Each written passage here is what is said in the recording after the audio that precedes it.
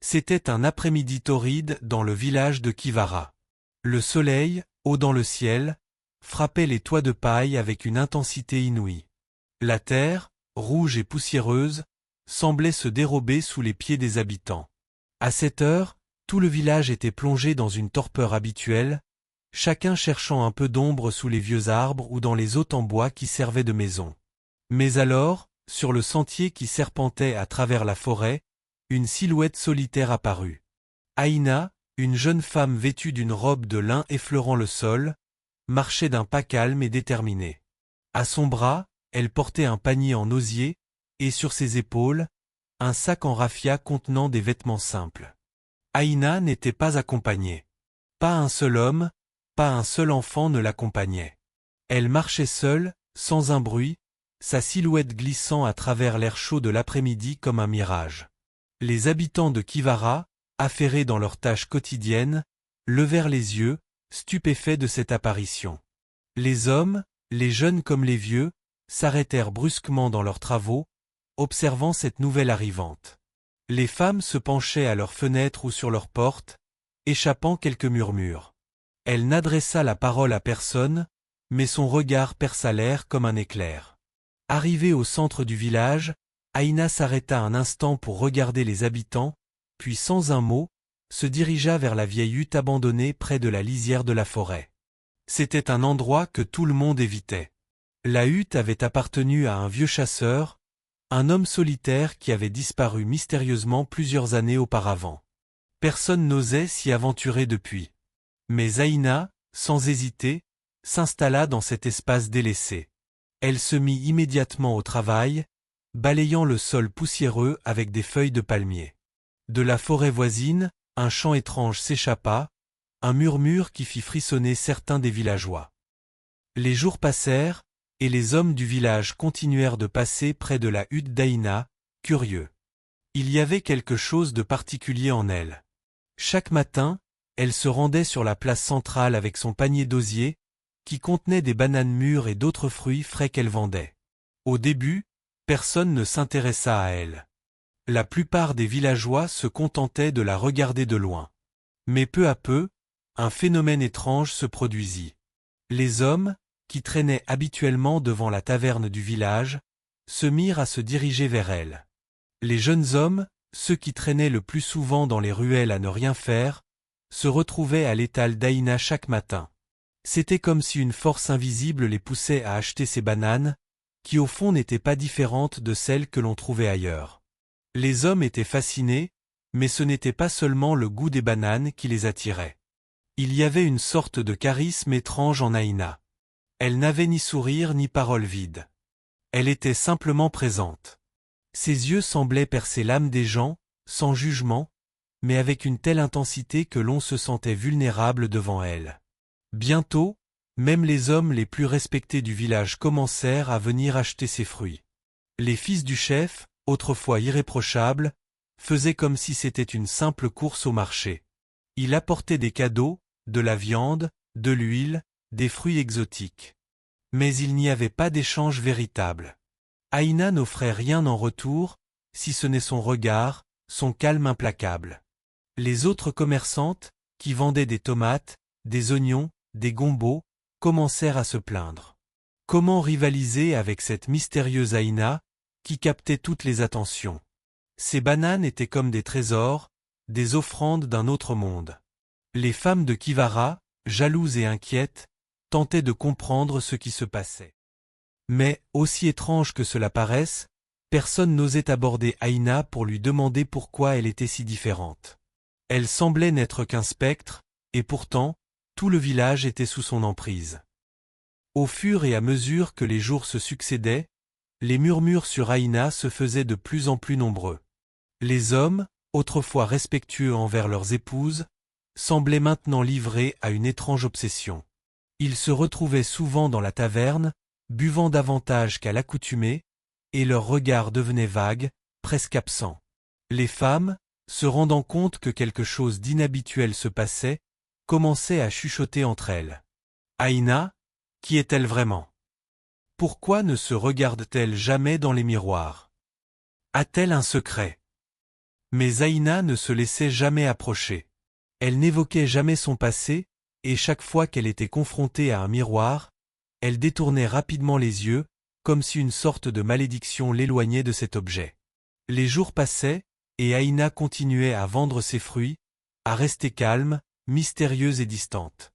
Mais une tension palpable régnait dans l'air du village. Les hommes étaient de plus en plus absents, devenant de véritables étrangers pour leurs femmes et leurs enfants. Le village, autrefois serein, commençait à se transformer sous l'effet de l'étrange pouvoir d'Aïna. Un vent de mystère et de trouble soufflait sur Kivara, et il semblait que personne ne pouvait l'arrêter. Au fil des jours, l'emprise d'Aïna sur les hommes de Kivara devint de plus en plus évidente. Les regards, autrefois respectueux, s'étaient transformés en quelque chose de plus lourd, plus pressant. Les hommes du village, ceux qui avaient des femmes, des enfants, des responsabilités, se retrouvaient régulièrement devant sa hutte ou près de son étal. Chaque matin, ils venaient acheter des bananes, de plus en plus souvent, sans raison particulière. Certains prétextaient des courses pour leur foyer, d'autres se justifiaient en disant qu'ils cherchaient de nouvelles variétés de fruits. Mais au fond, chacun savait pourquoi ils se retrouvaient là. C'était elle, Aïna. Leurs visages étaient plus sombres à chaque passage, et leurs yeux avaient cette lueur étrange, presque perdue. Leurs femmes les observaient, inquiètes. Le changement était palpable. Avant, les hommes de Kivara étaient forts, fiers et dignes, mais à mesure qu'ils se rapprochaient d'Aïna, ils semblaient perdre leur humanité. Ils devenaient plus nerveux, plus enclins à se disputer, même pour des broutilles. L'atmosphère était plus tendue, plus lourde, comme si un poison invisible s'infiltrait dans leurs veines. Les femmes, elles, commençaient à voir des choses qui ne leur plaisaient pas. Les hommes d'autrefois, ceux qu'elles avaient épousés, semblaient devenir des étrangers, des créatures qui n'avaient plus rien à voir avec la tendresse qu'elles avaient connue. Elles se retrouvaient seules, leurs regards fuyant ceux de leurs maris. La tristesse et la frustration étaient inscrites sur leurs visages, mais rien ne semblait pouvoir arrêter ce phénomène étrange. Les enfants, observant leur père se comporter de manière étrange, se demandaient ce qui se passait. Pourquoi leur père se bat-il plus souvent? Pourquoi regarde-t-il si intensément Aïna? Et ces mêmes enfants, autrefois joyeux, marchaient maintenant la tête baissée, ne comprenant pas ce qui se passait dans le village. Pourtant, au cœur de tout cela, Aïna restait impassible, sereine. Elle ne semblait même pas remarquer les changements autour d'elle. Elle continuait de vendre ses fruits, offrant un sourire énigmatique à ceux qui venaient. Chaque homme qui l'approchait semblait perdu, comme un insecte pris dans la toile d'une araignée invisible, mais Aïna, elle, restait calme, implacable. Son pouvoir, bien que discret, grandissait à chaque jour qui passait. Un jour, alors qu'elle traversait le marché comme à son habitude, un petit garçon courait avec un miroir en métal, apporté par sa mère d'un commerçant itinérant. Il ne faisait pas attention à la direction dans laquelle il courait, et dans une maladresse enfantine, il fit tomber le miroir. Celui-ci se brisa en plusieurs morceaux. Le reflet des éclats dansait sous le soleil, et l'un d'eux, dans un angle parfait, se retrouva directement face à Aïna. Ce fut alors que, pour la première fois, quelque chose de curieux se produisit. Un cri perçant, presque inhumain, s'échappa de ses lèvres. Aïna, perdant toute contenance, laissa tomber son panier de fruits. Les bananes roulèrent sur le sol, se dispersant dans la poussière. Aïna recula précipitamment, se couvrant le visage d'une manière presque désespérée. Le petit garçon, voyant son reflet dans le miroir, se figea sur place, ses yeux grands ouverts de terreur. Ce qu'il vit n'était pas la belle femme qu'il connaissait. Il vit quelque chose de tordu, de monstrueux. Ses mains tremblaient. Le miroir tomba au sol avec un bruit sec, et il se mit à courir, hurlant à plein poumon. « Elle n'est pas réelle. Elle n'est pas réelle. » Ce cri brisa le silence de la place du marché. Les femmes commencèrent à murmurer, curieuses et inquiètes. Pourquoi Aïna avait-elle réagi ainsi? Pourquoi se couvrait-elle le visage? Ce cri, ce moment de vulnérabilité d'Aïna, fit naître une peur dans le cœur de ceux qui avaient jusque-là été aveuglés par sa beauté. L'atmosphère du village changea instantanément. Le regard d'Aïna, habituellement si calme et serein, était désormais celui d'une personne effrayée. Mais ce qui était encore plus étrange, c'est que, après cet incident, Aïna ne quitta plus jamais la place sans se couvrir soigneusement le visage.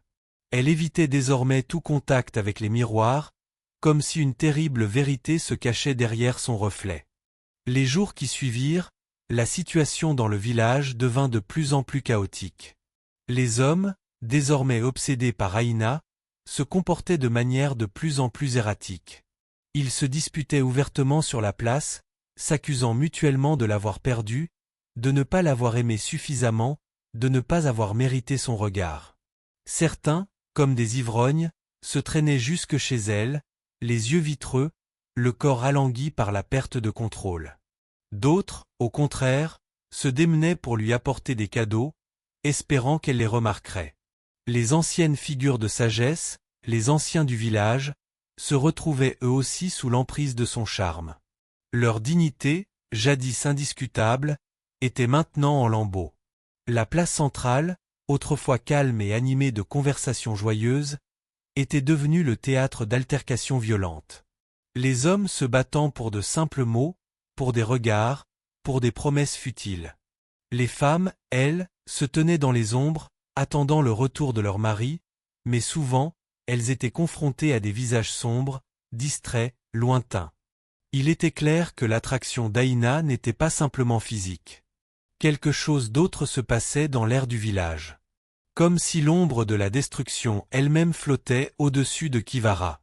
Mais Aïna, elle, restait impassible. Chaque matin, elle revenait sur la place, son panier de fruits sur la tête, et chaque homme la suivait des yeux. Même les enfants, auparavant insouciants, regardaient maintenant leur père avec une certaine peur. La vie à Kivara avait changé. Tout le monde savait que le charme d'Aïna avait corrompu l'essence même de ce village. Aïra, une femme du village, avait longtemps observé cette transformation avec une inquiétude grandissante. Elle était l'une des rares à ne pas succomber au charme d'Aïna. Elle avait vu son mari, autrefois respecté et sage, devenir un étranger sous l'emprise de cette mystérieuse femme. Elle décida qu'il était temps de confronter Aïna, de comprendre ce qui se cachait réellement derrière son masque de beauté et de mystère. Un matin, Aïra se rendit seule à la hutte d'Aïna, déterminée à la défier. Elle arriva devant la porte de la hutte et frappa. Aïna, sans se presser, ouvrit la porte et la laissa entrer. Aïra la fixa, ses yeux pleins de colère et de questions non posées. « Qu'est-ce que tu as fait à mon mari » demanda Aïra, sa voix tremblante d'émotion. Aïna la regarda silencieusement, ses yeux profonds et insondables. Elle se leva lentement et se tourna vers Aïra. « Je n'ai fait que leur montrer ce qu'ils ne pouvaient voir par eux-mêmes, » répondit-elle calmement. « Ce qui est en eux, ce qu'ils ont caché depuis toujours. » Aïra, après cette confrontation, comprit que Aïna n'était pas une femme ordinaire. Ce n'était pas simplement la beauté qui l'avait rendue puissante, mais quelque chose de plus profond. Aïna possédait un pouvoir mystérieux, un pouvoir capable de manipuler les esprits et les cœurs des hommes. Elle n'était pas simplement une tentation physique, elle incarnait quelque chose de plus sombre, une force ancienne. Aïra, maintenant plus que jamais déterminée à sauver son village et son mari, commença à enquêter sur Aïna. Elle se rendit à la bibliothèque du village, où les anciens récits parlaient d'esprits et de malédictions anciennes. Elle y découvrit que la beauté d'Aïna était un masque, un piège destiné à séduire les hommes et à les plonger dans une folie destructrice. Après avoir compris la véritable nature d'Aïna, Aïra se rendit compte que le village ne serait jamais le même tant qu'elle resterait là. Elle chercha un moyen de détruire le pouvoir d'Aïna. Elle se souvint d'un ancien rituel transmis de génération en génération, un rituel capable de briser les illusions et de dévoiler la vérité cachée derrière les masques. Avec l'aide des autres femmes du village, Aïra se rendit dans la montagne où résidait un vieux sage, un homme connu sous le nom de Dibia. Il était le seul à savoir comment se débarrasser d'un tel esprit. Après avoir écouté le récit d'Aïra, Le Dibia lui donna un miroir ancien, un miroir capable de détruire les illusions. Un matin, alors qu'Aïna se rendait sur la place du marché, elle s'approcha du miroir magique. Le village tout entier attendait, les femmes massées derrière les boutiques, les hommes l'observant avec une étrange mélancolie. Aïna, sûre d'elle, se rapprocha du miroir.